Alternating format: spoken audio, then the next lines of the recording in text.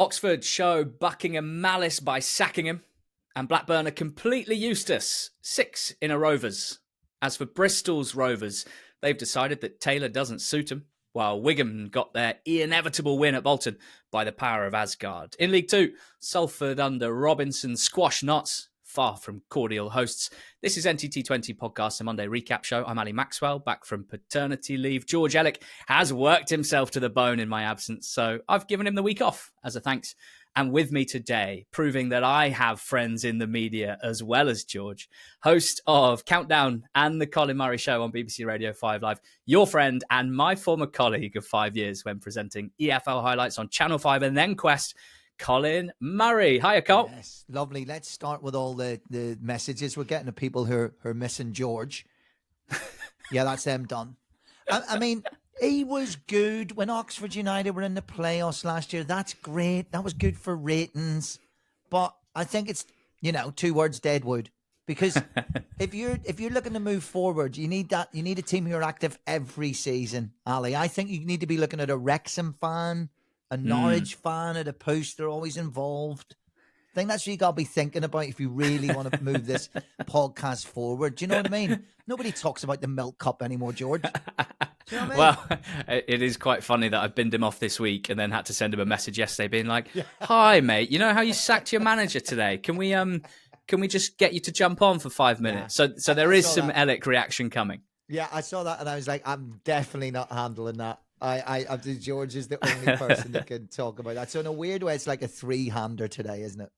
Cole, how does it feel putting an EFL hat back on? Because it was your life for 5 years on the highlight show, but now with Countdown taking up a lot of your time, I really want to hear about that. And obviously your show on a Sunday on 5 Live, which is absolutely packed with stuff. You're still a more than busy, I think it's fair to say. I am. I mean, it is strange because you can't bluff the EFL. So I feel like a boxer who hasn't trained in about 3 years and has been thrown back into the ring. You know what I mean? Because you get offered the chance. They say, look, somebody's pulled out. The fight's on Monday.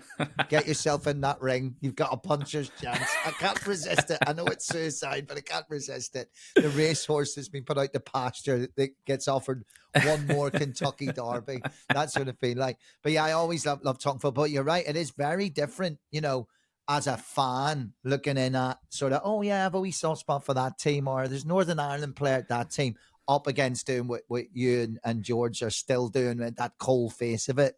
It's very, very different. Being at the cold face of it, doing a highlight show, which we'll talk about later, is a different thing altogether. But yeah, I'm in a weird place now because I Countdown's 250 to 255 shows a year. The only time that changed this year was because we had the Paralympics in Channel 4, so we had 3 weeks off. So it was a mere 240 shows. So it's a big schedule, and it's the first time ever that I've been doing TV and then radio, if that makes sense. Radio's always been at the front. I've always had more radio shows. But Countdown is a radio show on TV, so it's unscripted. There's literally nothing. We run the titles, and there's 15 rounds. And your job as the anchor is just to orchestrate, little chat at the top, build the narrative, come through and as you know, with Quest, that's how I work. My hardest part was the auto cue. So it's so I love it, and there's a big connection with the audience, which is important. You can't bluff them; they know the show inside out, and they love it. So in a way, few EFL comparisons in terms of you've got to properly love it, which I do. So Susie Dent always tells the story. She says, the first time I met you when you were at Radio 1, you said, hello, I'm Colin Murray. I want to present Countdown one day. That was my opening line to her. Yeah. I have zero ambition apart from that. Now I've achieved it. It's just a life of gaining weight. Oh, mate, I remember, we worked together so closely for so many years. And towards the end of it, there was, and I hope I'm not breaking any confidences here, there was the suggestion of Countdown, right? I think you came in on an interim basis at first and you were doing it. And, for a guy that speaks more than anyone I've ever met, both on and off air, that was such an interesting thing for me to see, because you could see it was so important to you, and you obviously wanted to host it so well in the interim. And you almost, I would say to you, do you think there's a chance of you getting the job full time, as you would to an interim manager who's kind of doing well? And you almost you refused to talk about it. You didn't even want to jinx it. I was the interim manager. I was like, let Heckingbottom do it for a while and let's see whether he gets it permanently. It was one of those situations. It was just like really like that, and it was promoting from within because I was in Dictionary Corner so much. I'd filled in. I never thought about it. Like I filled in for Nick Cure when he had COVID, and then Anne Robinson got it instead of me, and then I did it after. So it was quite a long process, but yeah, it did feel like being interim manager. And you were like, yeah, I can't really, I had to get politicians' answers on it. But, I'm proof that if you just stay at the front door long enough, scraping it like a dog, eventually they'll let you in. Well, I must admit, I'm not a countdown watcher. I'm not good at maths, but I am a huge fan of your Colin Murray show on 5 Live on Sundays. And I mean, it's just such a brilliant, I just love radio on the weekend anyway. But this show, to follow up from Saturday Excitement and live sports Saturdays and all that sort of stuff, which me and George are so honoured to be a part of every now and again. But then Sunday's such a nice shift. And one thing I loved listening yesterday was your use of the word sport-ish to describe your show. It's so perfect. And of course, there's still plenty of EFL time spent, particularly in the big moments on the playoffs. I think I came on 2 weeks in a row during the playoffs. You're making sure you're telling the stories of the greatest the greatest thing in football, in my opinion, the EFL playoffs, but also the football songbook series that you do with Pat Nevin, where I feel like there's been a really good representation for EFL clubs. Tell us a bit about that. Well, we're on week 18 of the songbook. Actually, tomorrow there's 3 more to record. So taking it back to the very first thing you said, and it's great with the podcast you get time to do this. Radio is so important, and the weird remit for that show, when I had to give up my weeknights and I wanted to stay with it, I wanted to make sure I still had a radio show on 5 Live. And we looked at Sunday mornings. Is you're coming on after Weekend Breakfast, does a little bit of sport, and Steve Crossman comes on at 12 and does all sport. So you're live football. So you got to promo that. If you parachute a show into that slot that's talking about the arts, or that's talking about theatre, or is talking about food, you're not doing a service to food or theatre or art, because that's not how people listen. You that's your station for the day. So sportish was the word I always had. And even now, I haven't quite got it right, because we still do maybe a little bit too much straightforward preview, because that's the job of the show next. But yeah, that idea of the culture around sport, I want to grow and grow more. And the songbook is, you're absolutely right. I mean, I've actually got, I do the show with a girl called Charlie, who runs her own production company now. Charlie was the runner on Fight and Talk, on my first Fight and Talk. She was the student. That's how long we've worked together for. So we work on it together. So I've actually got the songbook right here in front of me, and we plan it all out together. But we make sure that in every block of 3, it's one Premier League side at most, then a Championship or a League One side. Then below that are into Scotland. So we've done Kilmarnock sing Paper Roses by Marie Osmond, which is pretty crazy. Well, Sunshine and Leith, we did up there. Hibs. We've done Wrexham. We've done Leighton Orient is coming up this weekend. At West Brom, we've just done The Lord is My Shepherd, which I've been to games there and haven't heard it performed, because they only belt it out when, in those big moments when it's really needed. Every story is really, really fantastic. We've done Norwich and we've done Portsmouth, and we really balance it out, and it's kind of like that perfect sportish feature. But it gets to the heart of what football really is.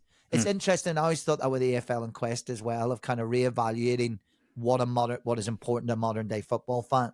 And it's not some sort of belligerent blind history's everything. It's that sort of the community of the side, it being available to everybody, and the song is part of that. It's probably as important as your kit. It's probably important as it's that thing that your grandmother and your grandfather sang as well. And it's a big part of it, and I found it a lot more emotional a feature than I thought it was going to be. Maybe the Villa's one we did, Holt Enders in the Sky, which originally was all about how big the Holt End was.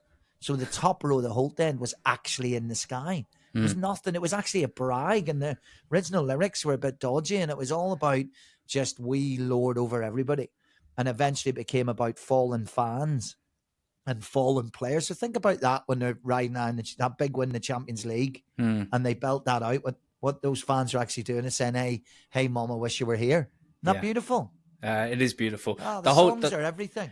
Yeah, I mean, the whole show is brilliant, and as someone who worked very closely with you, it's kind of comforting for me, given that we did a lot together for 5 years and then have barely seen each other since. That's kind of the way of the industry, right? But if it's so you, and you can tell by your energy hosting it throughout the show how much you love it as well, which must be really nice, having done so many different jobs in media over the years. And I want the listeners to know, and I'm sure they do, anyone that listens to that show, but these listeners as well, that one of the things I loved about working with you is that you are, like, to my eyes, this ultimate sporting polymath in that you're not just a football fan who loves football.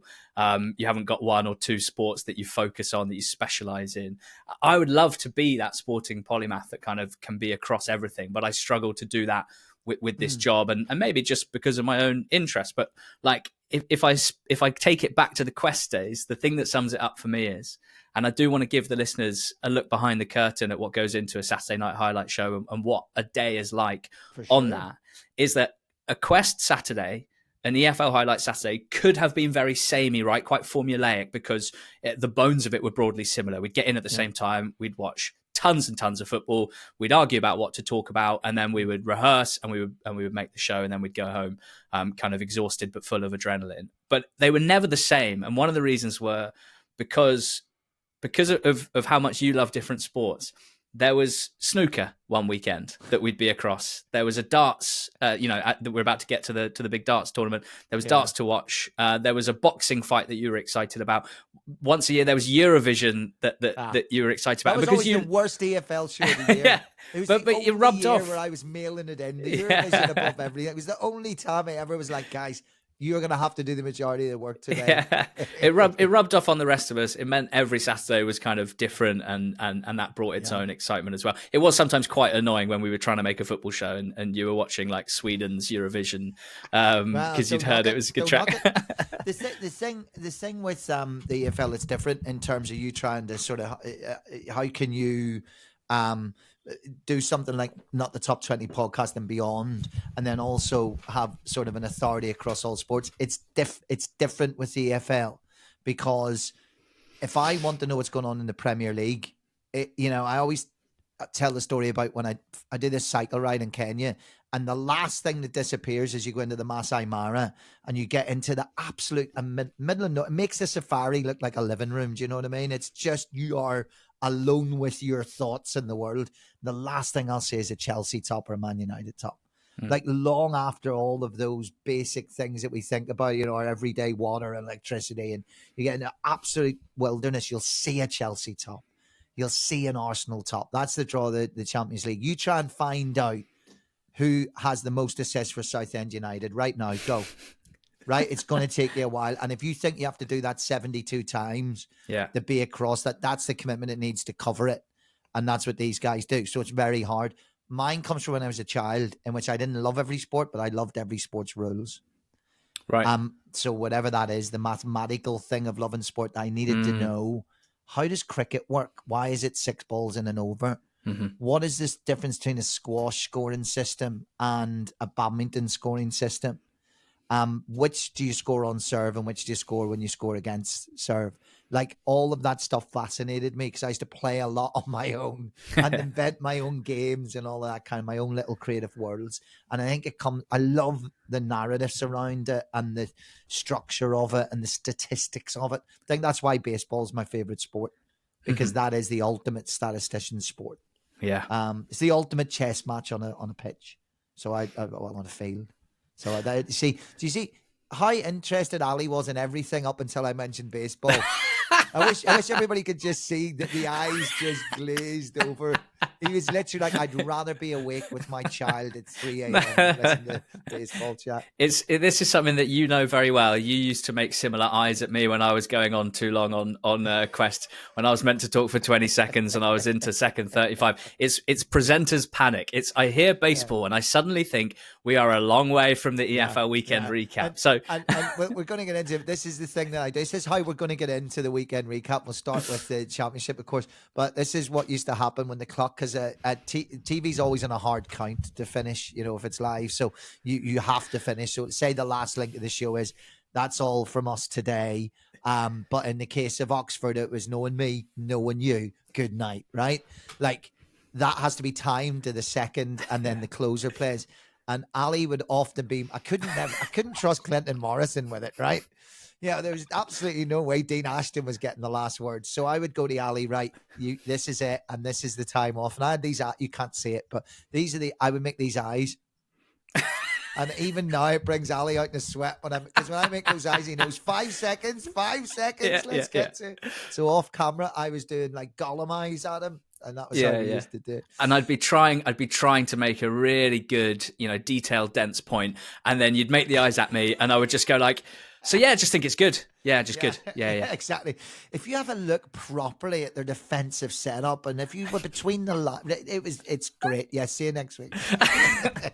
Right. Talking of this week, we've already had the midweek roundup, Ali, so it's quite good. We can it's this intense period that gets into Christmas. So should we start with the two sides to win both games since last week? That probably makes sense. Which was Sheffield United, who beat Argyle at Bramall Lane. These are two really good stories, actually. And Blackburn Rovers on this unbelievable run, beating Luton 2-0 at home. My friend Emily, who works in the Sunday show spasmodically still, she used to work full time. She's a proper Blackburn Rovers fan, and absolutely sums up the mindset of a Blackburn Rovers fan. I was speaking to her yesterday, and she goes, I'm just waiting for the wheels to come off. I am just waiting for the wheels to come off. This is what we do. We are streaky, and we've been here before. I think that's a really Rovers mentality, isn't it? Oh, absolutely. And it's perfect timing because we have a segment each week called FOTMob Corner, where we use the FOTMob app to basically analyse a team in more depth, and we tend to pick teams who are doing well. This week it's Blackburn that we've looked at, so we can help your colleague out with the big question, how sustainable is this? But, I mean, Sheffield United go 3 points clear at the top. Their ninth straight home win without conceding. 9 wins to 0 in a row at home is insane. Their goalkeeper, Michael Cooper, hasn't yet conceded a goal in a home game at Bramall Lane. Now, the flip side of this is for Argyle, their 9th away defeat. 8 of them have been to 0. The other one was a 6-1 defeat. So this was absolutely the result that people expected. But I do think it's worth pointing out it probably wasn't the match that people expected in terms of how it looked. It was the sort of one that we'd have watched on a Saturday afternoon at Quest, and we'd have been expecting one-way traffic. It wasn't really like that. It probably was Argyle's best away performance of the season. They had much more of the ball you might have expected, much more territory than usual, more shots than they've mustered in recent away games, but still falling short and still being beaten by the quality of the opposition. Gus Harmer with a great goal. And I think after about an hour, Argyle had kind of punched themselves out because they kind of petered out a little bit. Kiefer Moore scoring the second from the spot. Devon Boy, born and bred, scoring against Devon's premier EFL club. So Sheffield United 3 points clear of Leeds and 4 clear of Burnley now. And then Rovers, Blackburn into fifth with a 6th straight win. No one in the Championship has won more than 4 in a row yet this season, other than Blackburn, who are now 6 in a row.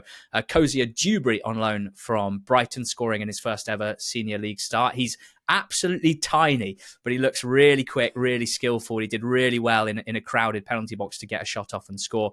And then Owen Beck on loan from Liverpool. His grandma is Ian Rush's sister. That sounds made up, but it isn't. Yes. He scored the second for Blackburn Rovers against a Luton side who are so poor away from home at the moment, who have issues defensively and one specific disciplinary issue as well. Liam Walsh, twice now this season, has come off the bench and been sent off.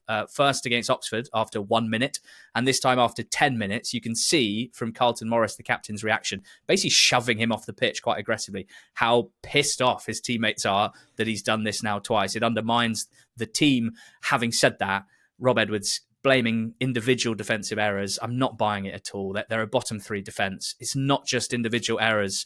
It's major issues of shape and organisation of setup, and that comes back to him, the coach, for me. So problems for Luton. Time to hit the FOTMob Corner button. On FOTMob Corner this week, I'm taking a look at Blackburn. They're into the top 6 of the Championship with 6 wins in a row. What and who is underpinning this incredible start to the season, which many people, myself included, did not see coming? John Eustace has to be where we start. The manager of this team, and has built a team that is so much more than the sum of its parts. And that is, to me, basically the most impressive feat of management. Of course, you want to have promotions on your CV. You want to have the big ticket stuff. But on a very basic level, in each of your jobs, can you do more than expected with the players at your disposal, because clearly leagues have a correlation in terms of the league table with talent, with strength of squad. So can you disrupt the most talented teams in the league when you yourself don't have maybe quite as much talent or as much depth as the managers around you? Eustace is playing an absolute blinder. He's getting so much from so many players, unheralded players in so many ways. 15 goal scorers in the league this season for Blackburn. That's the most in the Championship. So even if you don't think this squad is one with huge depth, Eustace is getting every last bit out of all the players at his disposal, all the attacking players at his disposal. He's finding solutions. When key attacking players are absent, like Campbell, like Dolan over the weekend, can we bring in Cozier Dewberry? Yes, we can. Will he score the first goal? Yes, he can. Can we bring in Maktar Gay, who's been out the side recently? Yes. Will he contribute to the team's win? Yes, he will. Eustace's Blackburn are not tied to star players, which I think is to his credit and probably to the benefit of the team when we see whether this is a sustainable playoff push for down the line. They've scored the 8th most goals and the 6th fewest conceded per FOTMob. That is an excellent combination. They've scored 25 goals from 24.7 expected, so broadly in line with their numbers. And in terms of chance creation, they're only around mid-table for that. In terms of style, we're looking at a team that's not that fussed about controlling the game with the ball and controlling territory. We can see that in the fact that they are 17th for average possession and 20th for touches inside the opposition box. This isn't about keeping the pressure on, building and controlling territory. It's about attacking with lightning speed on the break and after high turnovers. It's something they're very good at. You can see that despite being 17th for possession and 20th for touches inside the box, they're 11th for big chances. So they're doing quite a lot with the attacks that they do create. Defensively, really strong overall numbers. The 11th best XG against in the division, but 10 clean sheets is right up there. 23.8 XG against, but only 17 conceded. Now that brings us on to the top rated players per FOTMob. Ainsley Pears right at the top of the tree. He's in brilliant form right now. 5 clean sheets in a row. And in fact, in this 6-game winning streak, Pears has faced 28 shots on target. The only goal he's conceded was the rebound of a penalty that he'd saved against Cardiff. So he is doing absolutely everything right at the moment for Rovers. And he's a big reason why they've racked up these 6 straight wins. In the Championship, there are 3 keepers with an over 80% save percentage. It's Michael Cooper, James Trafford, and Ainsley Pears. So really impressive season he's building. He's never been considered one of the better keepers at this level, but he has been at this level for a few years. And there have been managers and coaches that have seen plenty to like in Ainsley Pears. And maybe he's kicking on and establishing himself as a top shot stopper at the level. The 2 other players that have to be brought up, players as a pair, as a partnership, and it's the midfield too. Lewis Travis is FOTMob's 2nd highest rated Blackburn Rovers player. And I like the approach that Eustace has gone with here. As discussed, they're not that fussed about controlling possession, controlling territory. So you don't necessarily need to prioritise controllers in the centre of the park. You're playing a 4-2-3-1 in your midfield pivot. What do you want? Fighters, ball winners, and players who are, at the very least, fine on the ball, decent on the ball, can get the ball forward into the more dangerous attacking players when they need to. And in Lewis Travis, they have a really experienced Championship player who can do that. He is first and foremost tenacious. You can see, compared to other Championship midfielders, he's right up there in the league for tackles won, for the percentage of tackles that he wins, for interceptions as well, for breaking up play and winning the ball back. There aren't too many better at the level than Lewis Travis. And he's contributed going forward as well. He's chipping in with goals. He's chipping in with assists. He's playing decent forward passes, and he is looking excellent. And then probably more under the radar is Sondre Tronstadt, who they signed at the start of last season. In Tronstadt, you have a player who, like Travis, does the dirty work with relish. Again, in terms of tackles won and the percentage of tackles won, he's right at the top of the tree for Championship midfielders. He intercepts the ball a lot. Not a lot gets through Travis and Tronstadt. And he's probably got a little bit more about him in terms of his passing range and his progressive passing as well. Excellent accuracy, a lot of accurate long balls, and he makes those passes and he completes those passes better than almost anyone. So brilliant midfield pivot of Tronstadt and Travis have to be flagged as a big reason why this Blackburn side are playing so well. Not only do they contribute to how difficult the opposition teams are finding it to score against Blackburn, but they are offering plenty going the other way as well, getting it forward into attacking players like Campbell, like Dolan, that cast of attacking players that, as mentioned, they maybe don't have one standout star right now, but they have a group of players who are able to rotate and seem to slot in and contribute when they need to. So this is a very solid team with a high-performing goalkeeper. They can turn not much of the ball into some really good chances, and they've scored some great goals. They've got a lot of attacking players contributing, which I think shows cohesion and clarity of game plan, which comes back to John Eustace.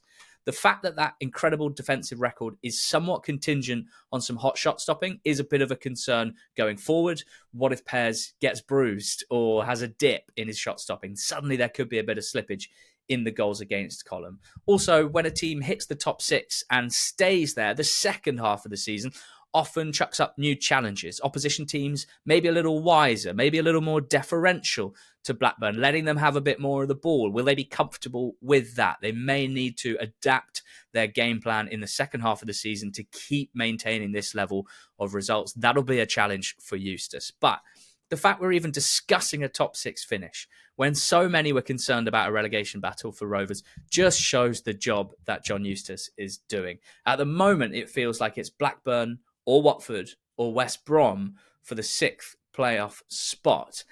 And I'm feeling quite good about Blackburn Rovers, but I'm not ready to stick my neck on the line and say they'll be a playoff team come May. What do you think? Let us know. And thank you to FOTMob for sponsoring FOTMob Corner, the number one football app, not only for live scores on a match day, but also so much data and stats for players and teams and leagues, Championship, League One, League Two, but all over the globe as well. Download FOTMob now using the link in the show notes. So Emily, my friend, my colleague, if you're listening, Ali's just proved that all of those sweats you're waking up in the middle of the night are worth it right now. They're justified, right? But that's football, isn't it? I think I'd file on under that's football. That's Blackburn Rovers, right?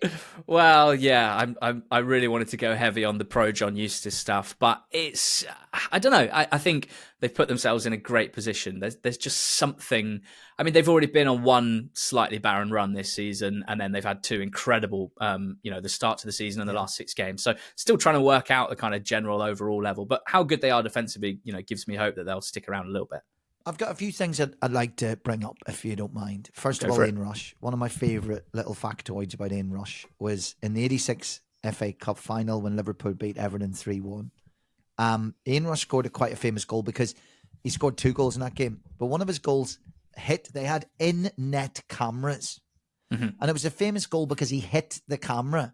And it was unusual to have cameras in the net. So they had this great angle of the ball hitting the camera.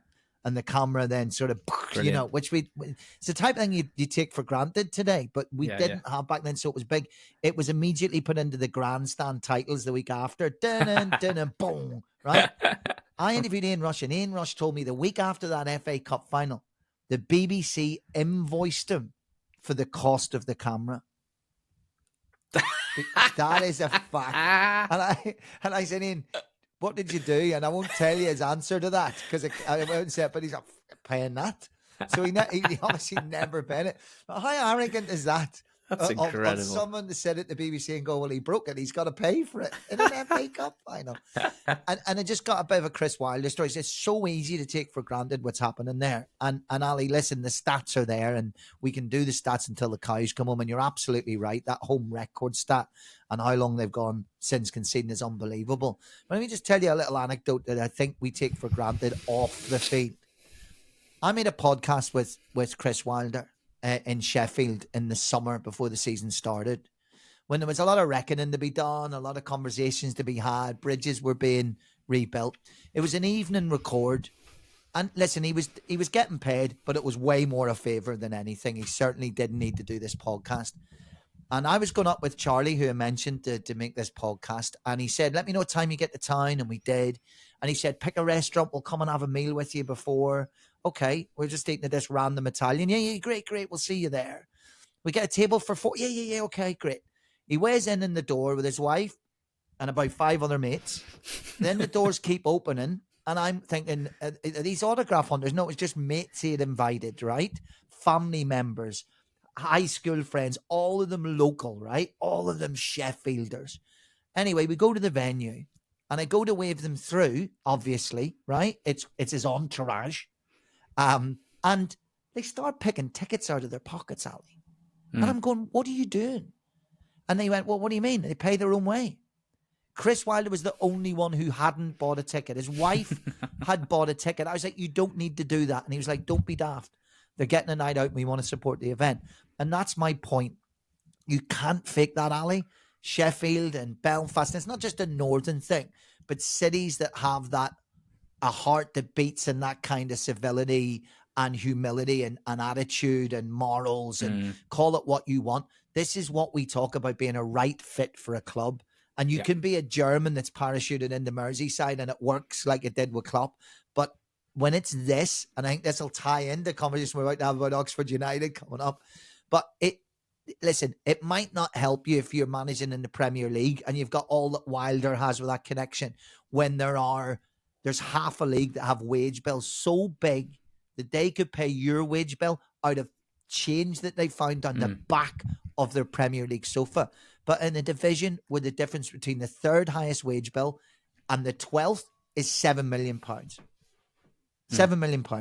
That is everything. That's 2-3% that is so important. And everyone at that club will run through a brick wall for him. And it's not based on some back of a cigarette packet philosophy. It's real.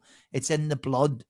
And check that home record up against that DNA of Bramall Lane when he's there. And we saw it before and we're seeing it again.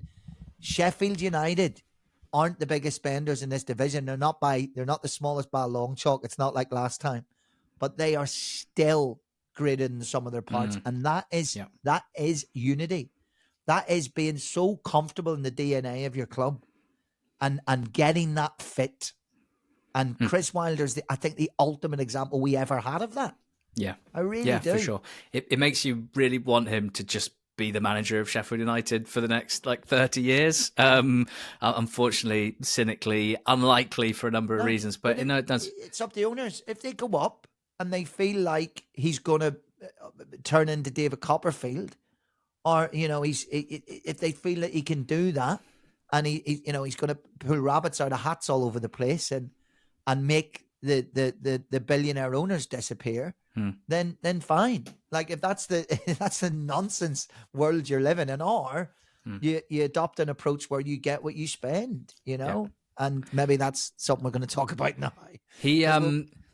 The one thing I would say, we worked with on Quest a lot of either in work or often between jobs, football managers. It was the time in my life that I've spent the most amount of extended time with managers where they're not at work and they're not being interviewed. You're just sitting in a room with them watching football for a whole day. And it's a real privilege as a football obsessive to sit with the people who basically have the coolest job around. It was certainly in young Ali's eyes. Now I think it's an absolutely ridiculous job, a ridiculous career to go down, a ridiculous industry. But what I would say and I don't mean this to come across the wrong way, most of them are a bit weird. I think you have to be a bit weird. And I'm talking sort of in terms of being able to be just a normal sort of socially. Do you know what I mean? It's such an intense job. They're obsessive. They have to have this absurd self-confidence that can sometimes come across like arrogance. They are, as a group of people, nothing like any people I've ever met outside of sport, basically, right? So it's a bit of a thing getting used to. And it's a long-winded way of saying most of them, as someone who likes a pint, for better or for worse, most of them, I find it hard to imagine just going for a few pints with.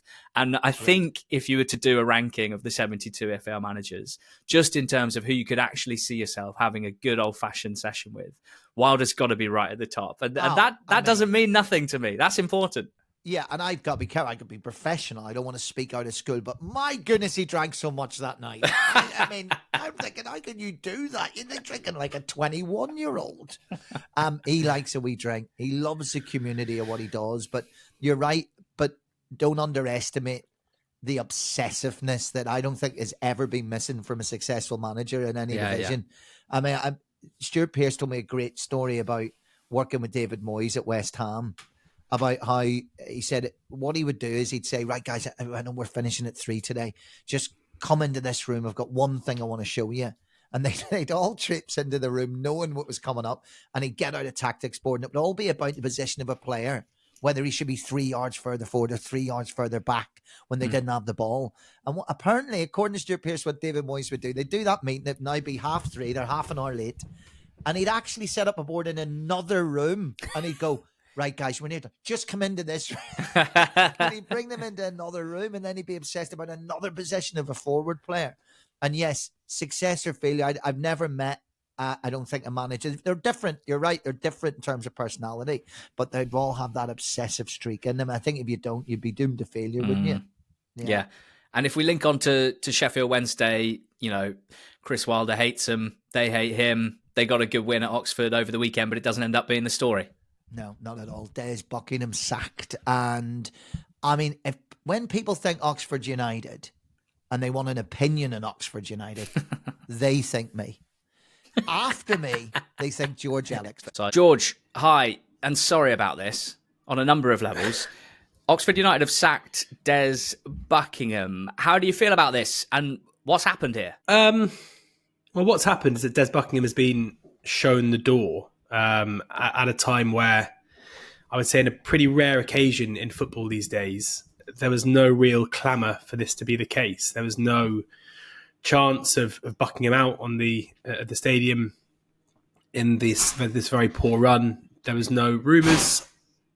I was very surprised when the news was kind of not leaked, but I found out about 5 minutes before the official announcement that this was happening. And it comes at the back of a run of form where Oxford have won one game in 15.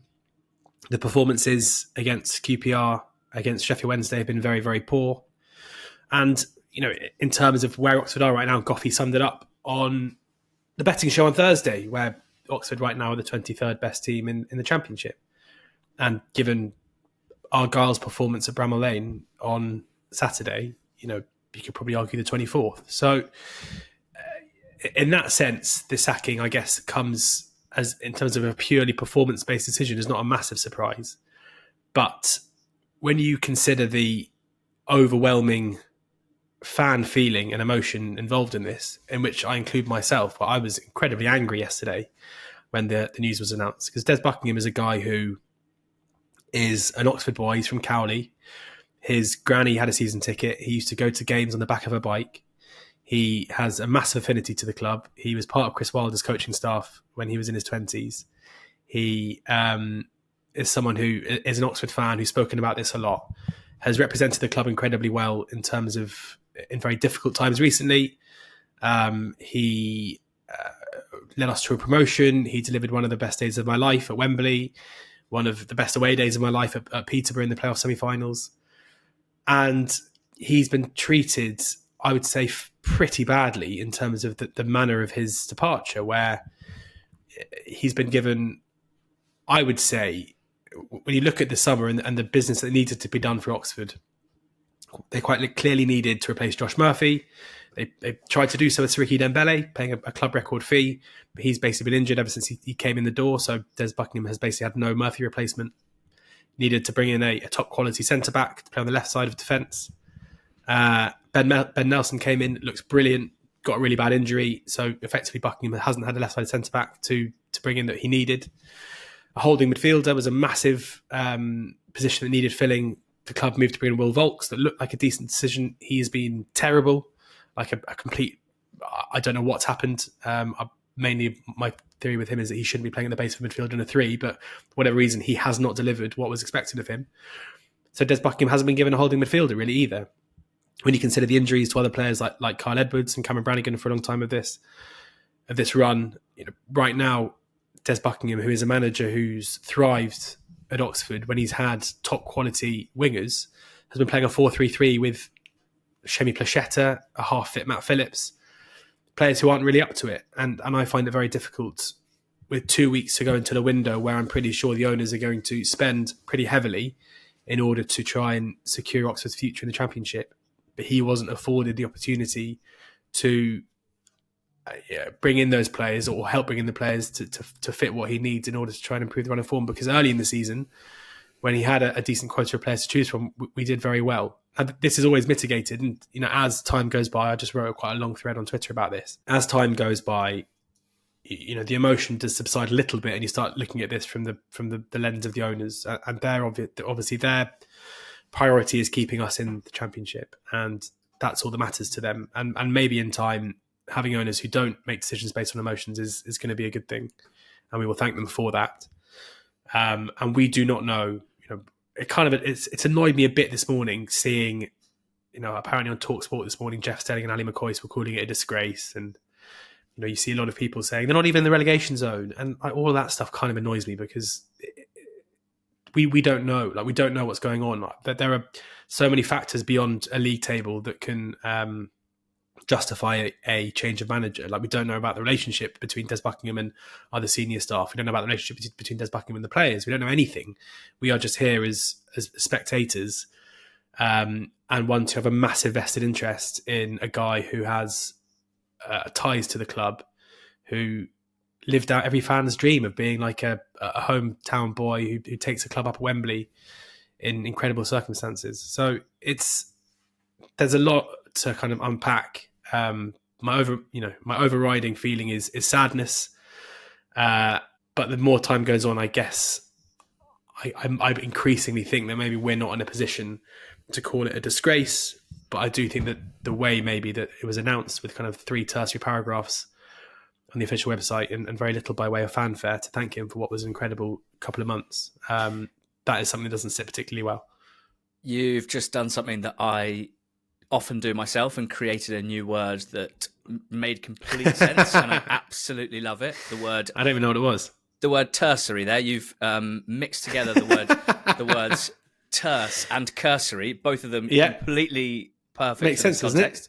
It makes complete sense. It was a tertiary statement. Thank George, you very much. Do you know who will be the next Oxford manager, and who would you like to be the next Oxford manager? I have no idea who it's going to be. What I would say is, when you look, it's hard to know where to land with this, because I think this is probably the moment where there are more good out-of-work Championship managers than most moments, where you have Mark Robins, who has clearly done one of the jobs of all time in the EFL with Coventry.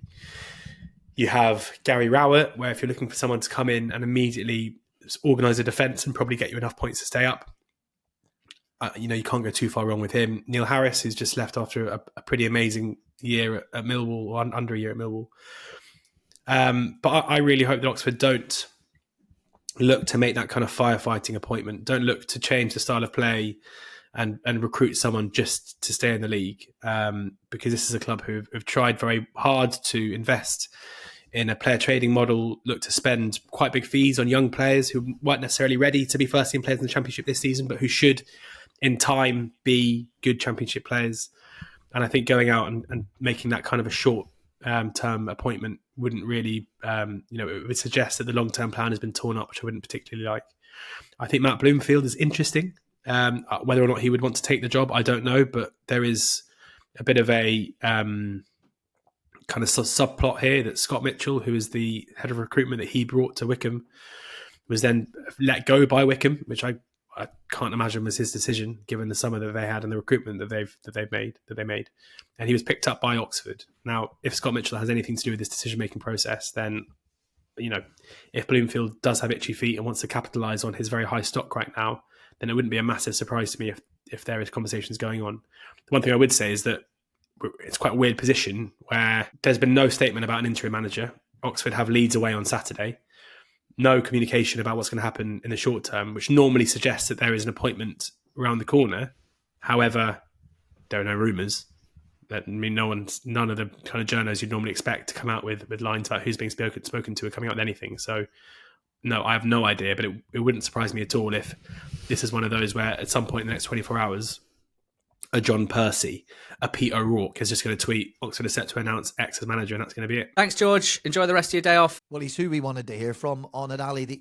I'd add the Oxford Mail, the reaction piece straight away, which usually where you get a little bit of rawness in it, which is good. But they finished by saying he lifted ambitions and allowed United to dream again.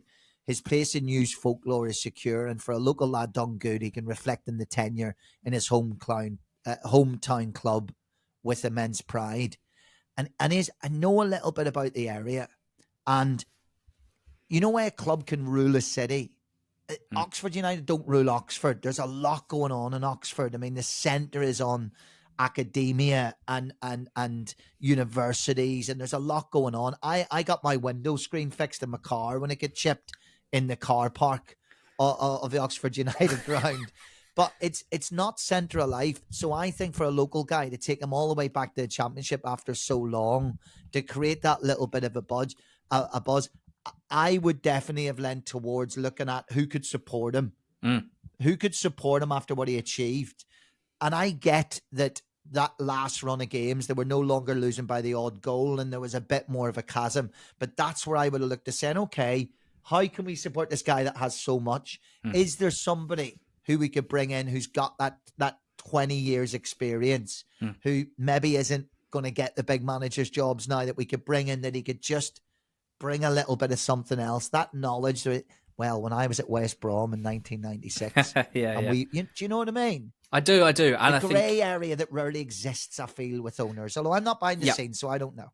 Because in order to give a manager the best chance of succeeding, you have to look inwards and ask, are we supporting them enough? You cannot just rest everything on one figure at the club and react on the ups and downs of results if you want to build something sustainable and long term. And Oxford are close to their ceiling as a club, let's be honest. They've got the smallest average attendance in the Championship. In order for them to establish themselves as a second tier club in the current ridiculous setup with their ground and the uncertain future there, they can't be the team that thinks everything is on the manager's head and they need to sack a manager because they've 100%. Won 1 in 15. They can't. They have to look more, a wide-ranging look at the club as a whole. How can we support that manager who clearly they think is pretty good, because they wouldn't have gone up if he wasn't. So yeah, it's pretty tough to swallow, I must admit, not as an Oxford fan.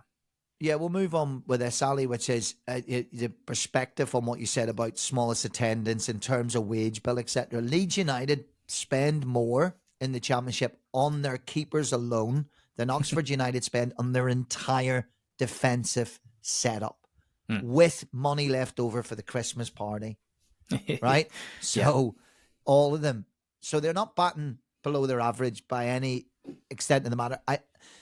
I don't know what happens behind the scenes. I don't know how intransigent or how pragmatic or how emotional a manager is, and when they're dealing with owners. I don't know any of that.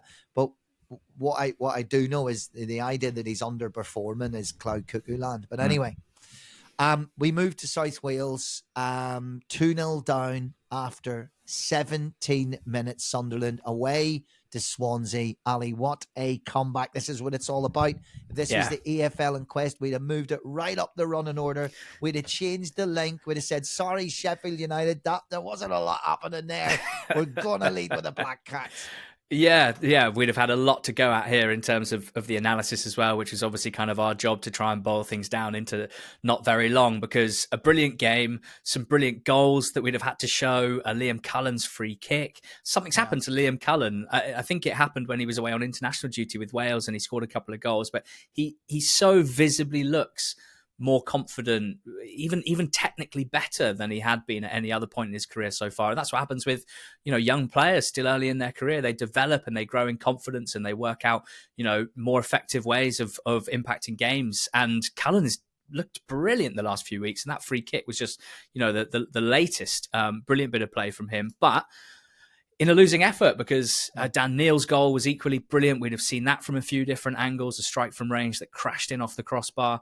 And we'd have had to do a bit, and we'd have done a lot already on Jobe Bellingham of Sunderland, because he was man of the match here. He is the main character at the moment, more often than not.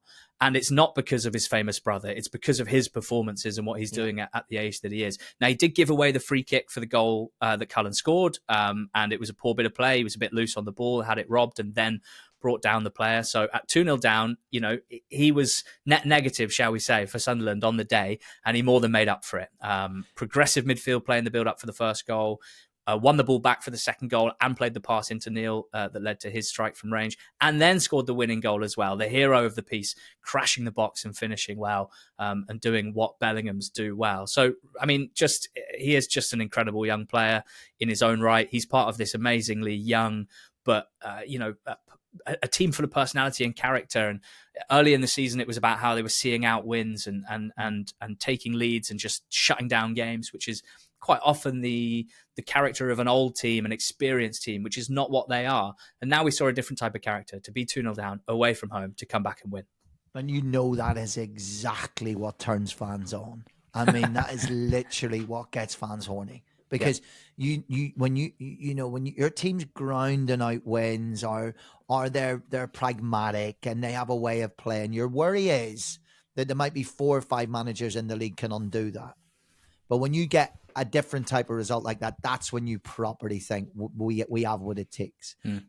It's interesting you talk about Colin. I'm just going to throw in Dan Ballard there, who's been doing well for Northern Ireland of late. And he's already up to, I think, 25 caps, 26 caps. But I don't think EFL clubs maybe get how many silent Celtic fans that you have if you have a Welsh player, Northern Irish player, Republic of Ireland player, Scottish player to a lesser extent, but playing for you, because we are so obsessed with our national sides. People always say that to me. You're an obsessive Liverpool fan. I was like, you haven't seen anything until you see Northern Ireland. And we check every single player, and more often than not, that's at EFL clubs. So it was interesting that we have these surrogate quiet fans when you have these Celtic guys.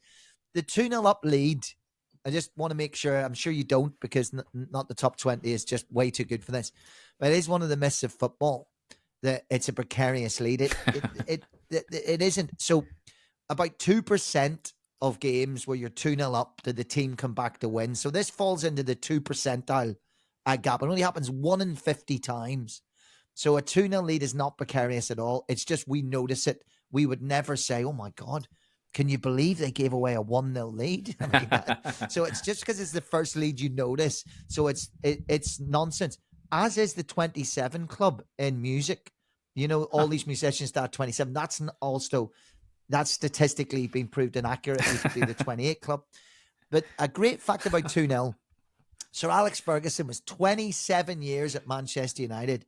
Ali, he never lost a game from 2-0 down in 27. What type of mentality is that? That's including the years when he wasn't winning anything, by the way, and he was building that mentality. They never went 2-0 up and lost a game in any competition under Sir Alex. I don't know about friendlies, but I don't think it ever happened, even in a friendly. I mean, there's nothing you can say to that. Unbelievable. It's just too good a stat to even talk about. The only myth that is absolutely true is that when Aaron Ramsey scores, a high-profile person dies. That's the only thing that's still true. That's a really... Because again, obviously it's not, right? But we have these... Well, I don't know what the phrase is, the self-fulfilling prophecies. Yeah. And all of those things. Right, feels like deja vu. I've definitely done this story with you in EFL on Quest. Neil Harris's final game in charge of Millwall. It was a defeat. What went on there, Ali? I haven't followed it forensically. What's happened there? Why is he gone? Yeah, I was baffled last week when he hadn't even left yet. I was baffled about the fact that, he had the flamethrower out. He was taking on fans that were questioning some of his decisions. He was using the word thickos to describe them, which I thought was quite funny. And was it the fans? Or was he talking about the board? That was a bit... Yeah, it turns out, this problem wasn't between Neil Harris and the fans. This is, I think, quite clear, and you're having to read between lines, really, but I think quite clear that friction between the people that own and run the club and Neil Harris, and it's a sort of friction that's really hard for fans to get behind when the manager is performing objectively well and the team looks better than they have done for a couple of years, and the players seem to be enjoying their football, playing better attacking football than they have done for years.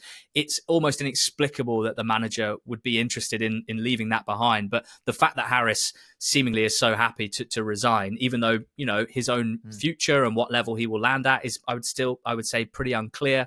It's really tough to swallow. It makes me wince a bit. As I perceive it, the direction that the club want to go in makes me wince a bit, because this is one of the clubs with a strong identity. No, sorry, let me rephrase that. This is a club with one of the strongest identities in a playing sense, as much as anything else, in the pyramid. And I think an owner trying to change that identity, if that is indeed the case, as I think it is, I cannot see that ending well.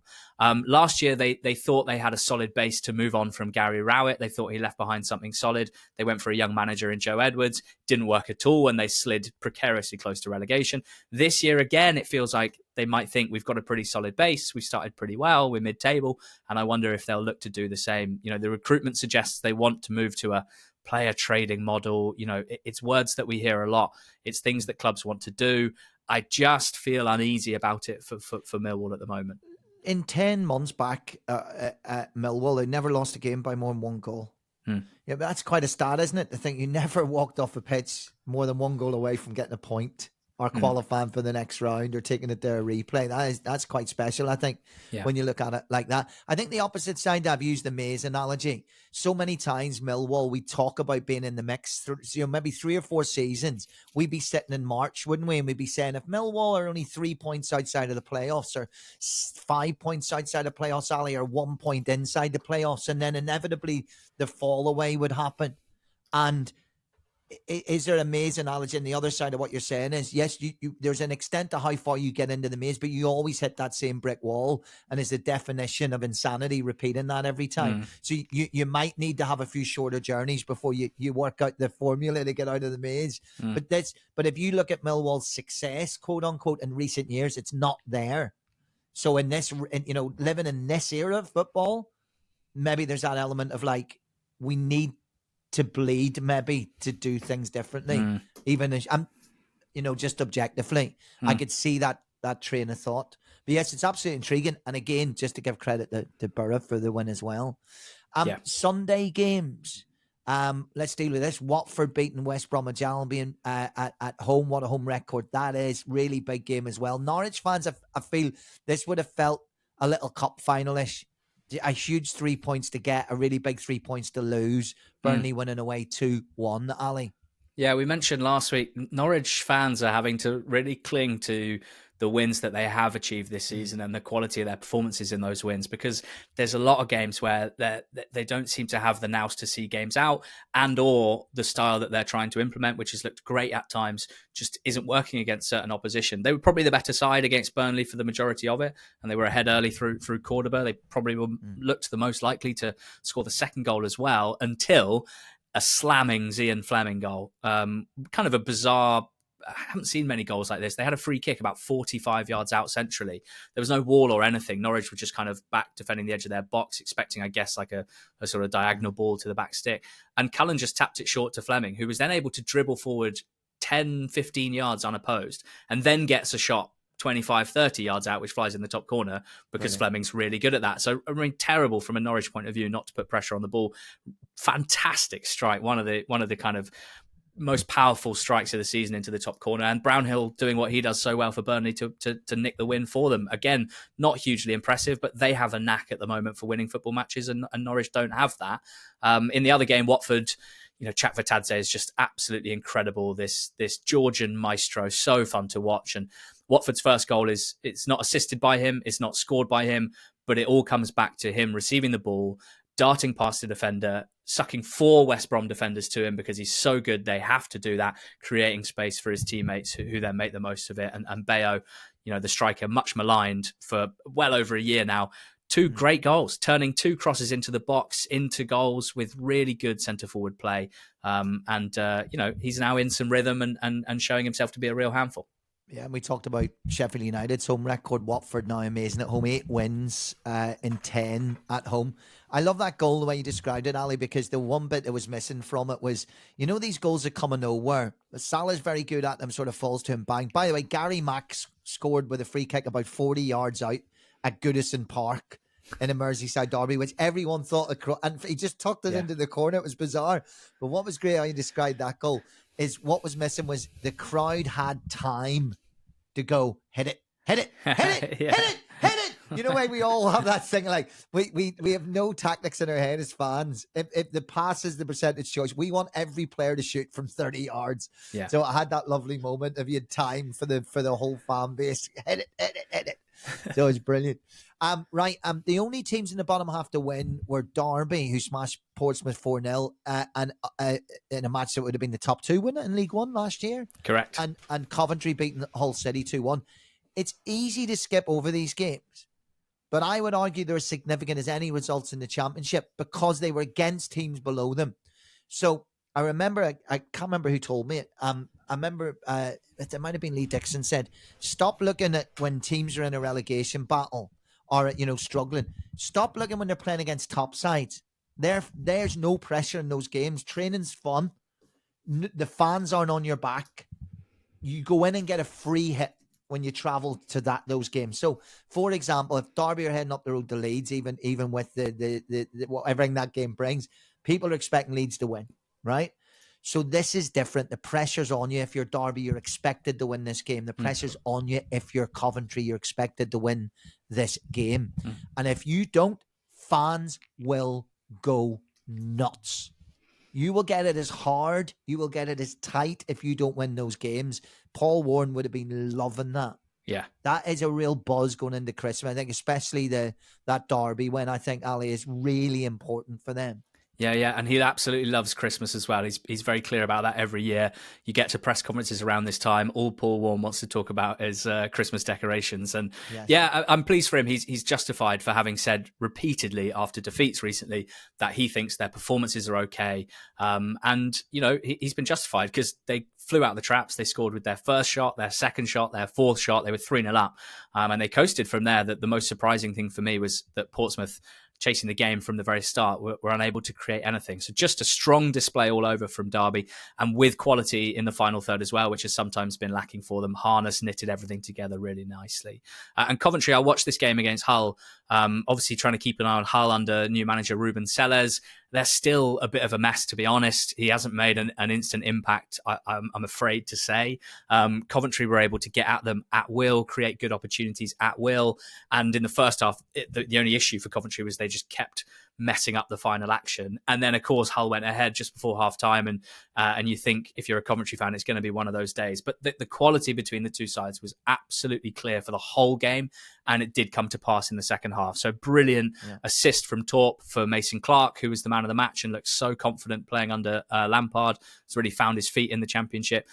Torp then had a penalty saved by Panda, but they did get the win. And it was two summer signings, Redoni and Mason Clark, combining to win the game. Brilliant wing play from EMC and Redoni, crashing the box and scoring a header, which we've seen him do since the very start of his career. So pretty good start for Coventry under Lampard. Performances look pretty good.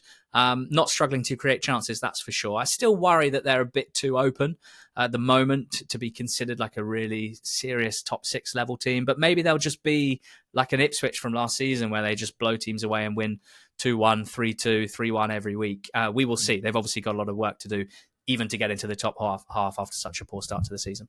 In the Championship, there was no games that happened, but there were 3 draws. So Stoke 2, Cardiff 2, Bristol City 1, QPR 1, Preston at North End 1, Leeds United 1. Who got the best point there, would you say, Ali? I mean, QPR in one sense, because they barely laid a glove on Bristol City. They hadn't even had a shot by the time Bristol City went 1-0 up.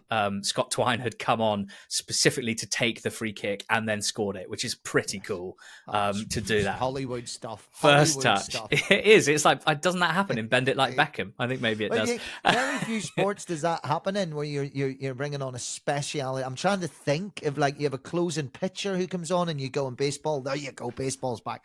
Where you go, there you go. You go out, you get those 3 outs or those 2 outs or those 1 outs. That's what you're paid to do. But you rarely see that in football. Yeah, and a comedy equaliser scored by Northern Ireland's own Paul Smith, running onto a ball cleared away from Bristol City's own corner. Their keeper running 50 yards out of goal. Smith nipping in there as he does so well, and with a brilliant finish. You know, it's one of those, because it's an empty net, people take it for granted, but it's right out on the touchline. You have to get the bend right if you're kicking it with the instep of your right foot. He started it in the right place and it curled into the corner. Really, really impressive from him. Absolutely. Have you tried to do that? Like, have you tried to accurately score in an empty net from 40 yards out? I advise everybody who doesn't play football regularly to try and do that and see which muscle you pull. Yeah.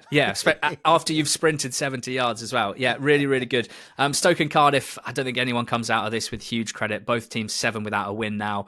Bit of a quirk is that Ben Gibson has scored 3 goals and 2 own goals in his last 7 games. And then Preston played well against Leeds. Brad Potts' goal was one of my favourite of the weekend. He won the ball on the edge of their box in a kind of right centre-back position, got on his bike and scored at the other end 12 seconds later. But Leeds' pressure telling in the end. Dan James creating chances for them. Bamford missed one, and then they got one in off the Preston defender, Watmore. So good for good weekend overall for Sheffield United? Very good weekend overall for Sheffield United. I think that is probably the top line, yeah. Right, League One top versus bottom is where we've got a start. Gareth Ainsworth against his protege, Matt Bloomfield. This was like a Star Wars prequel, wasn't it? It was like Luke Skywalker. It was nothing like that, Ali just talked about. Yeah, 4-1 win for Wymcombe. This is just becoming very, very normal for them, and it's great fun. You know, even if Shrewsbury aren't the toughest opposition they'll face this season, the manner of the performances, the manner of just how attacking they're playing, the quality of the team, but also of so many different individuals within the team, so many different goal threats. It's brilliant. I mean, Bloomfield spent 9 seasons playing under Gareth Ainsworth. They clearly have a really strong bond, and it was quite unusual, Cole. Like, you often get these sorts of scenarios. There's a link between the two managers and it gets hammed up before and after the game. Very rarely do you see what happened here, where Matt Bloomfield was like very apologetic post-game, genuinely said, like, I feel a bit bad because there's so many people on the other side who I really love, and we've just done them 4-1. They're bottom, we're top. Like, normally managers, they're a bit sort of grittier, and they're, you know, particularly in the heat of battle, they leave the niceties, pre-game, don't they? But Bloomfield seemed he was a bit regretful here at having absolutely smashed the Shrewsbury side. And a good reflection on Wycombe Wanderers as a whole, I think, from the stands through to the manager's office, by the way. Respecting that and that connection and that history, of course. For sure. And I don't know whether if Wild Thing would probably look at that and go, yeah, I didn't want Wycombe this early in my time at Shrewsbury, when I've got a lot to turn around, especially with the style of football that we've always watched him play at a club who are suffering so much. Is he would have loved that not to happen until after Christmas, and I would guess it wouldn't have been so emphatic. Not saying Shrewsbury would have got anything out of the game, but it wouldn't have been so emphatic. It'd take a lot longer to see his side. No, you're wincing.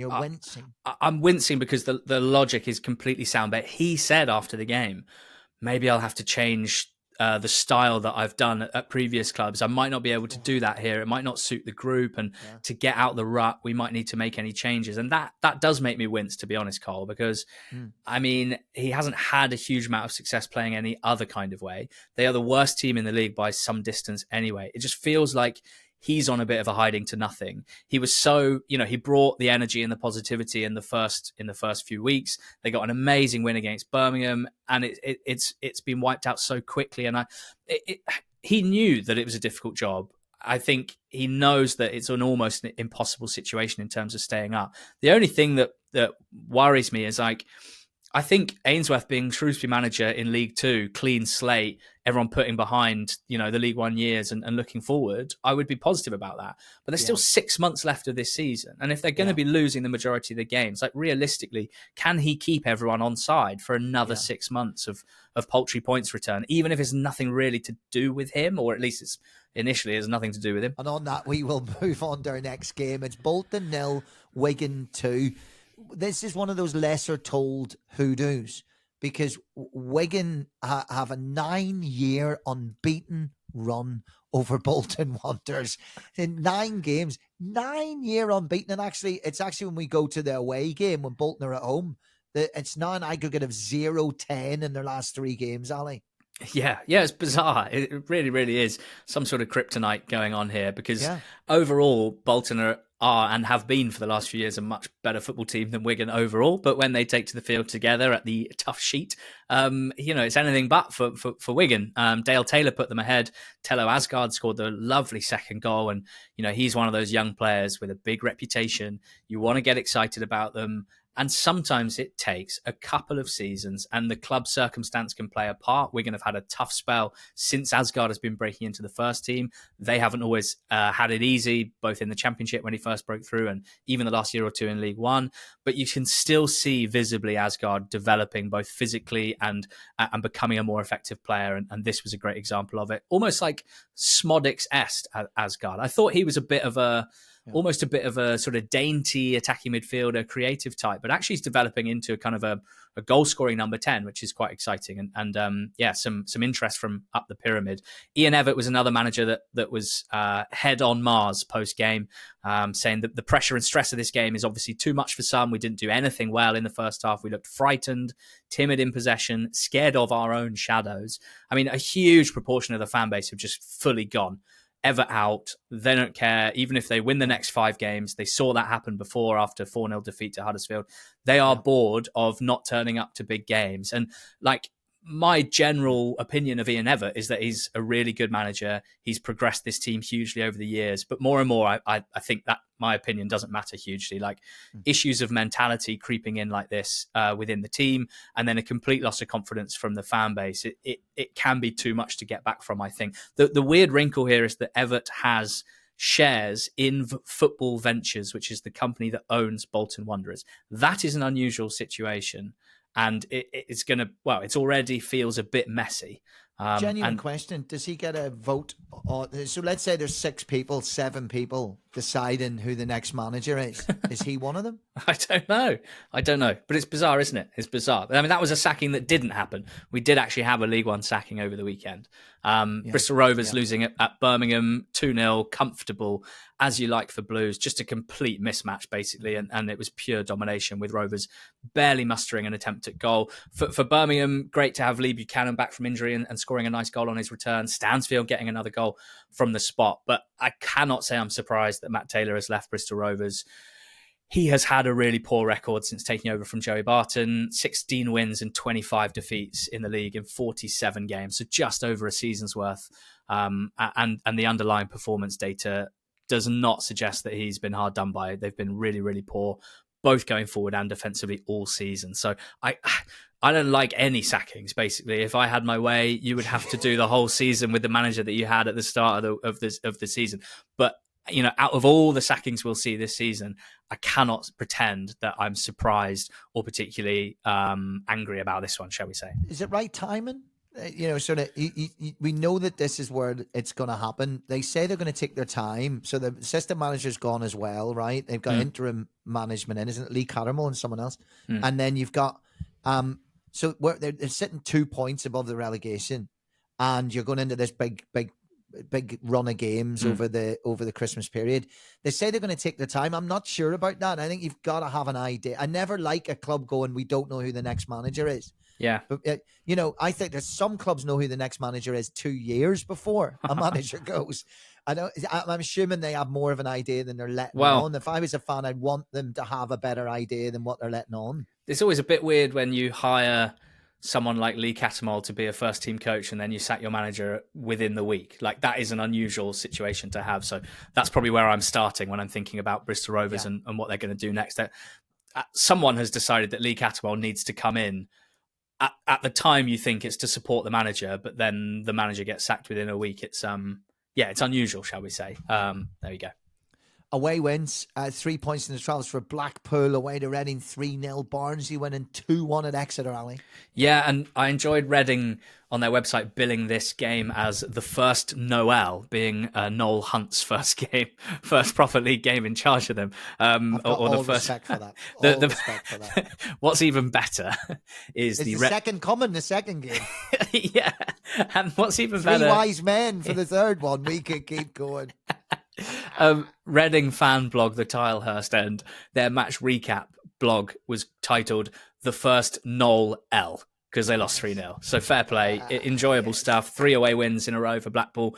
Very welcome because they've been miserable on their travels for so long. They haven't beaten particularly tough opposition. Bristol Rovers, as discussed, struggling. Shrewsbury, the worst team in the league, and now a Reading team kind of reeling a little bit from Sellers' departure. But nice moment for Albie Morgan, Blackpool midfielder, diagnosed with type 1 diabetes just over a month ago, which he's going to have to manage, and scored a brilliant goal. And Carl Joseph with 2 assists. Probably the most impressive part of Steve Bruce's reign so far is the levels that he's got out of his striker, Carl Joseph, who's a real handful at this level. And Barnsley winning 2-1 at Exeter. But if I told you Josh McGuinness scored a free kick, would you be quite surprised about that? I'm never surprised when Super Josh McGuinness scores. I mean, the guy fires thunderbolts out of his arse. It's not a problem. It wasn't enough, sadly. Kelechi Nwakali with a nice equaliser for Barnsley, and brilliant assist from Stephen Humphreys for Davis Keillor-Dunn for the winner for Barnsley. Ticking along nicely under Darryl Clark. And Exeter falling like a stone. Tough fixtures haven't helped. A couple of absences haven't helped either, but they are tumbling. He's such a Northern Ireland disciple. He's such, just not to keep using Christmas references, but he's such a, and you know, whereas we bleed in so many young players. I'm not sure there could be an international side younger than the Northern Irish side that have just won their Group C group in the Nations League.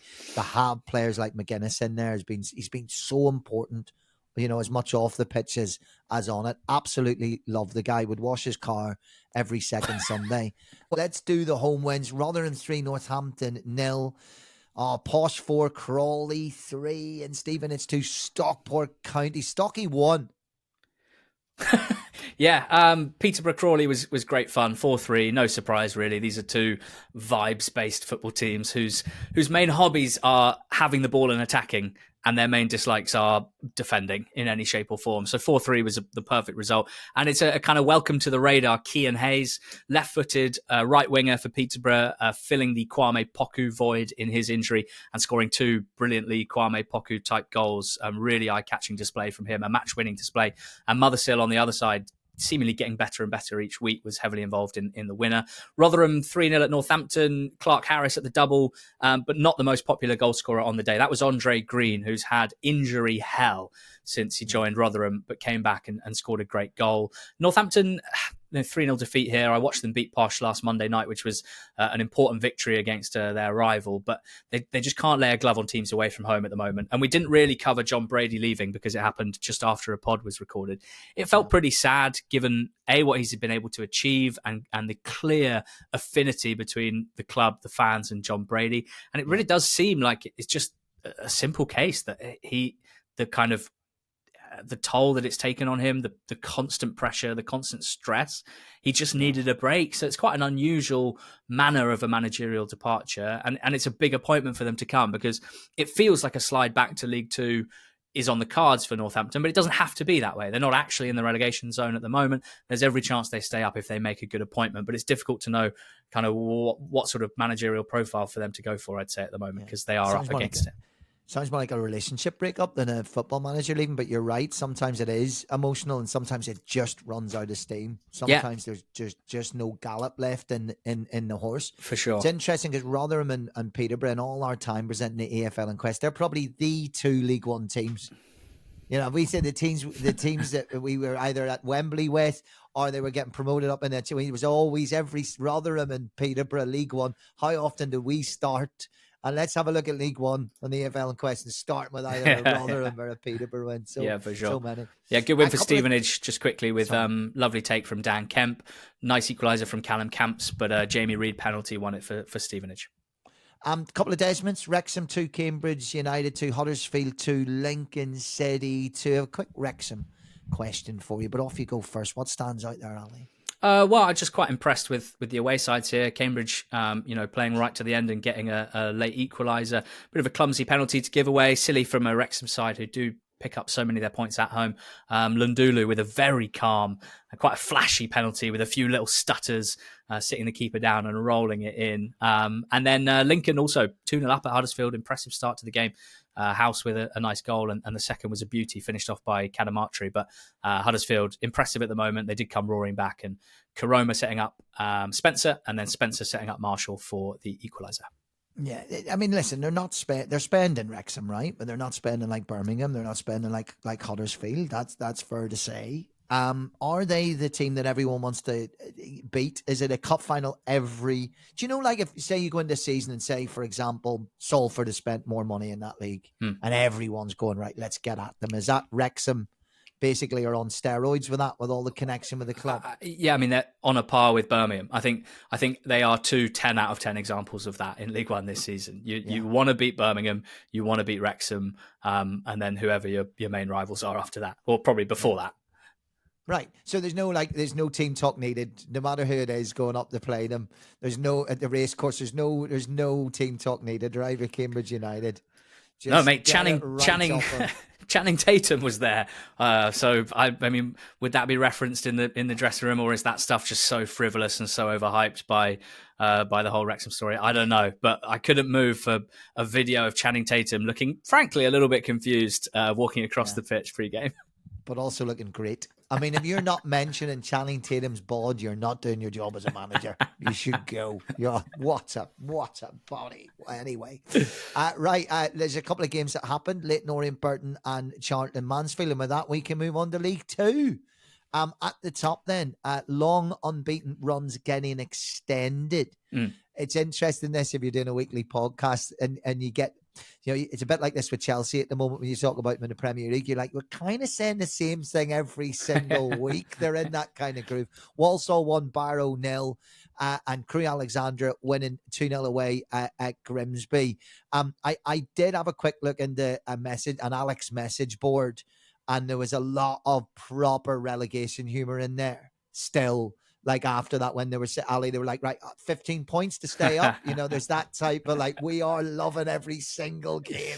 Yeah, and even better news than the win against Grimsby, against their former manager, Dave Artell, with whom they had an incredible spell and then a real tailspin. And I don't think the way that Artell has managed discussion of his time at Crewe since he left, I don't think that's helped kind of keep good relations, or at least keep the happy memories at the top of the mind. So really sweet for them to go and win in his new backyard in Grimsby. But even sweeter, Sunday, reports in the afternoon that Lee Bell, their manager, their everything, is talking to Burton Albion about being their new manager. And you've got to start thinking, hold on, what's so great about Burton that we can't provide at Crewe? Well, probably a much higher wage, I think, certainly reportedly. And you just think, if we lose this manager when we're doing so well, and we basically pin it all on his brilliance, if he moves to a League One relegation team, that is going to be tough to swallow and might threaten to derail our season. But then Crewe released a statement this morning. Lee Bell has decided to stay. He wants to do what Artell did and take them to League One, and you love to see it. But you're a dad now, right? And I just wonder how your views changed in such a short period of time than if we'd have done exactly that story at this time last season. Because I know I'm not a dad, but I know as a 40-year-old who looks now towards like retirement and financial security. I don't know if a manager's, I don't know what he's got 2 kids or whatever. But if I don't care about loyalty to a club and the religion of the club and all. If you were sitting now, Ali, and another podcast came along and said, we'll triple your money. We'll triple your money, right? May not be, you're not enjoy it as much, but we'll triple your money. You don't look at, I love George. You go, my kid's got to go to uni. It's a different decision. I'm sure I definitely don't see it in black and white now. And I think you'll, young man, you'll mature into these thoughts now you're a father, I think. You'll maybe take a bit more of a 360 holistic look at these things. For sure. But the fact is, that factor is massive. And we do try and bring that up when you have these emotive moments of like, why, that's not a better place to go. And we probably do, underrepresent, the pure financials of it sometimes. But what's nice about this is that, he clearly wants the security of what he knows at Crewe. He came through their academy. He worked there before he was the manager. It does mean more to him, I think, than a lot of managers with whatever club they're managing at any given time. And, I would love to see any manager get the chance to move up the pyramid. I think it's really important for the pyramid when managers who are doing well get jobs higher up and hopefully do well at the next club and then the next club. And you develop these excellent careers like Chris Wilder, for example, who's had one of the great careers throughout the pyramid over the last 10, 20 years or so. But you don't just want them to jump at every opportunity. Correct. Because you hope that, the worst thing is when they do jump and in 3 months they're out of a job. And right. I don't know the financials of payoffs and whatnot, but that's not a great situation either. So I'm happy with it. The thing with Crewe and Walsall and having to say the same things every week, you just hope that there's a player that's come to the fore that you can talk about that you haven't talked about too much. So it's time to mention Jack Lancaster more strongly for Crewe. 4 goals and 4 assists in his last 8 games. Got the first goal and the assist for Taberner here, and is a really quality player for the level. And Lee Bell getting a lot out of him, as he seems to do with basically every player that he has. And then Taylor Allen winning it for Walsall. He's a left centre-back for them. He's got 5 goals already this season. But it's probably Simkin, the goalkeeper, that I'm most interested in here, on loan from Stoke. When the team were doing really well, they were basically just shielding him completely. He wasn't facing any shots on target, but he was needed here. He made a few big saves and got them a win against a Barrow team that have not won in 9, and they are dropping like a stone. And is Matt Sadler then, a Walsall manager, a good example of maybe the antithesis of what we talk about with managers leaving clubs in terms of the time that he's had to make that club his own? What's that now? It must be getting close to 100 games there. Yeah. And it wasn't always easy for him. And there were plenty of Walsall fans that wouldn't have shed any tears if he was sacked, at different times last season. It's an amazing story. Yeah, it's one of the best stories in the EFL this season. We'd have done, I think, in Quest terms, we'd have done a lot on Walsall so far this season. We'd have probably got him on the show as well. It was one of those where occasionally a manager was doing so well, you'd be like, you know what? Ali, you sit out this week. We're going to get Matt Sadler on. Yeah. Well, he's 8 years younger than me. 8 years younger than me. Wow. Name the A-team, Matt. Name the A-team. You can't. Unbelievable. Right. Bradford won, Swindon Town 0. It's Bradford's first win in 7 league games, it should be said. The story, if you like, maybe a little bit more of the reaction from Ian Holloway, who we know, of course, from our EFL and Quest days. But it was a quite eventful post-match, Ali. Yeah, we do know Ollie very well. He was a regular guest with us, wasn't he? And actually, if you asked me to picture the archetypal Quest day, if I was to conjure an image of what it was like sitting in that office on a Saturday afternoon, probably the strongest image is you and Ian Holloway whittering onto each other, putting the world to rights. Very rarely about football, I should say. Both men with wide-ranging interests, and that was, you'd have to sit in a dark room after a day with you two. I tell you that. His camper van outside, right? Yeah, he used to have his camper van parked outside. But is it like what he's got? Ollie, are you staying overnight? Is there something we don't know? Yeah, and that's why That's why the way he's been in what it feels like he's been at Swindon for ages, but it's probably only been a month. All guns blazing, and the way that manifested itself here was going over to the away fans at the end of the game, and one in particular. This wasn't a case of hundreds of Swindon fans barracking the players and the manager. It wasn't that. We need to make that clear. It was basically one fan. I don't know what he was saying, but Holloway really took strong offence to it. Was remonstrating with him. That kind of like players having to hold him back, which never looks good when the video gets posted to socials on the Saturday afternoon. Then he gives his interview. He doesn't shy away from it. He looks down the lens, which you don't see very often, and delivers. He delivers this passionate rant. I'm afraid it is a rant because he's so passionate, and the way that he expresses himself, it comes across ranty. And he's just saying, this fan, I don't care if you've travelled all the way to Bradford. I don't want you to behave like this. I'd rather you didn't come if this is the way you're going to react to a narrow defeat to a strong side away from home. We need different support if we're going to get out of this. That's what he's saying. And, I've been pleased to see a lot of Swindon fans, including Richard, on the squad, they're not just seeing, what looks like quite incendiary behaviour and going, oh my goodness, everything's burning, we're all going to hell, and Holloway's the wrong. There's a lot of them who are going, you know what? The fan base has been like sucking the life out of the team sometimes. And there's different ways of looking at this, Cole. Some people like to say the word supporter has a meaning, and the word is very obvious. It has the word support in it. Where do you stand on all this stuff? It's an onion. You got to unpeel it, but there is an impenetrable layer, right? Ali's in Sainsbury's, right? And he's getting there. He's got his nappies. He's done that. He's got the baby formula. He's going to get himself, as usual, 2 litres of Strongbow for the Monday night. And there's someone following behind him going, your podcast is shite. Your podcast is shite. Your podcast is shite. And Ali knows the right thing is to walk on. He knows this guy's in the wrong, right? And Ali loses his cool and he slaps him. It's Ali's fault. And it's a strange thing to say because the guy's wrong in doing what he's doing, but you got to turn the other cheek because you're the manager, right? You're the presenter. That whatever that fan said, no matter how justified Ollie was, there's just this quite unjust, but there's this thing where you just don't react. Yeah, I said it when he was appointed that the club is being run so poorly.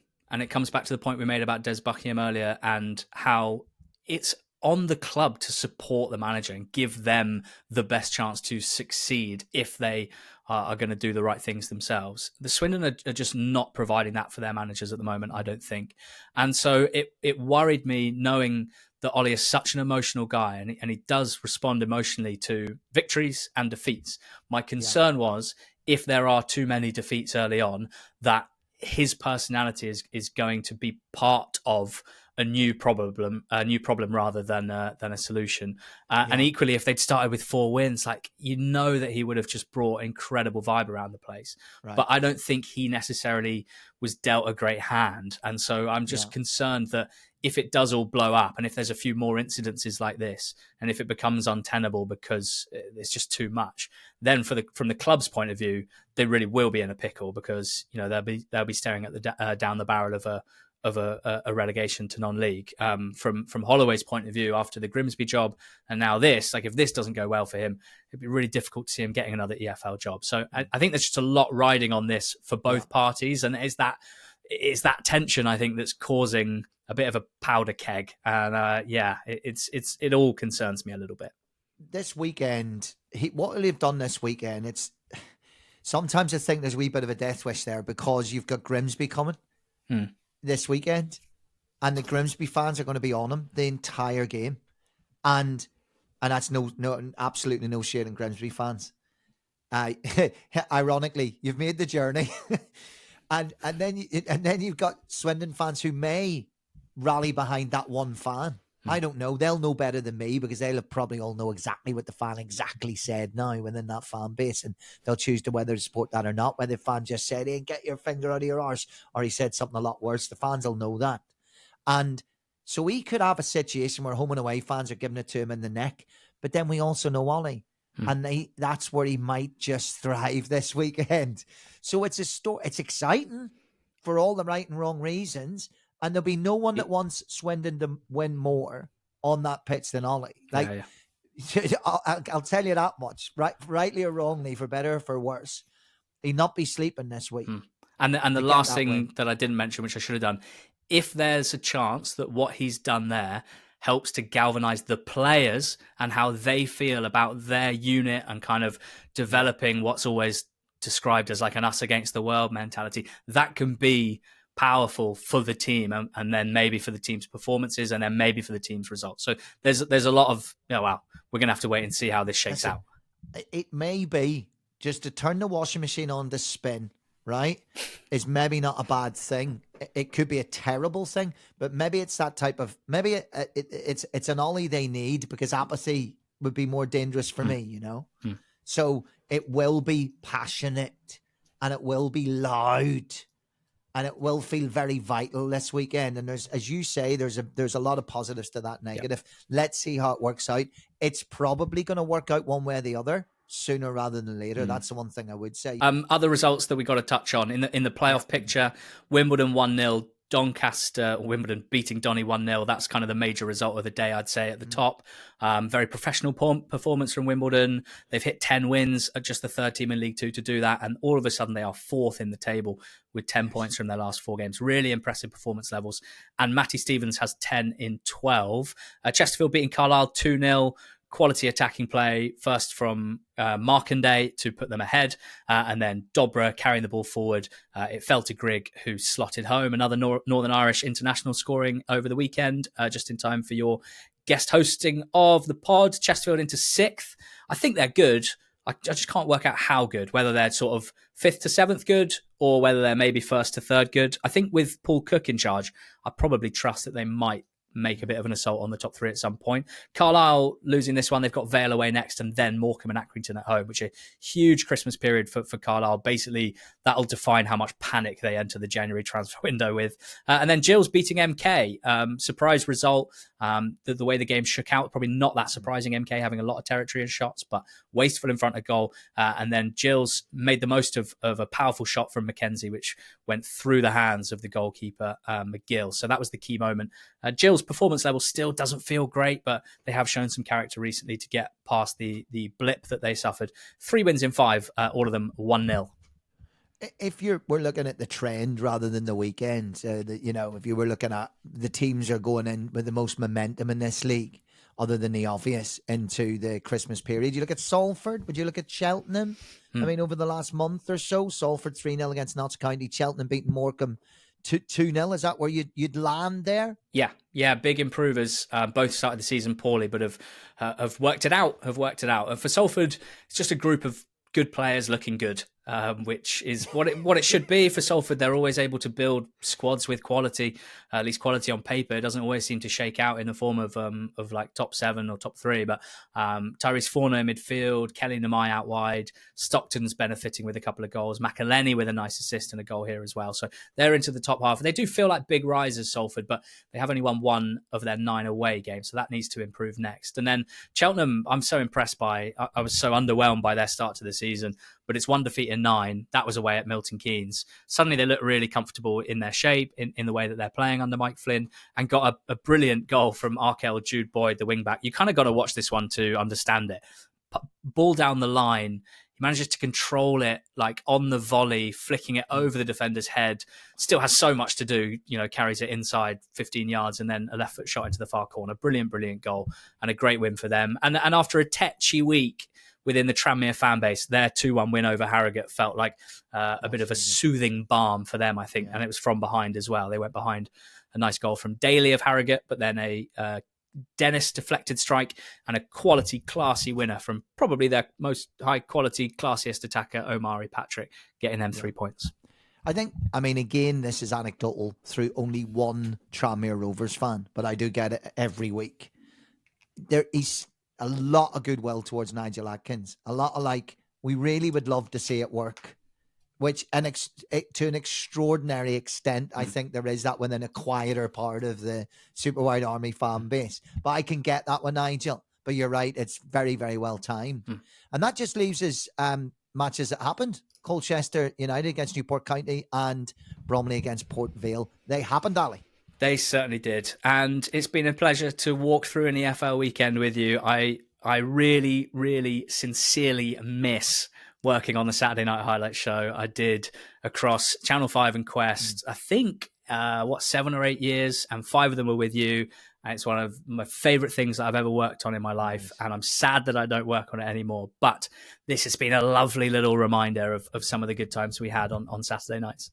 It was very like the EFL and Quest because you carried me the whole way through it for a long period of time. But in terms of the EFL and Quest, if you want to hear more, we're going to do a little bonus chat about that. We'll tell you a few stories behind the curtain, if you like, including a story that I still wake up sometimes in the middle of the night laughing at Ali's expense, which I don't know if I've ever mentioned in public, but it is brilliant. It's a COVID story. And it was just one of those things could only have happened in such an extreme time. And I can't wait to tell that. But if you take one thing away from this particular podcast, Channing Tatum, just take that away. Stunning. Cheers, Colin. Cheers for listening. Go well.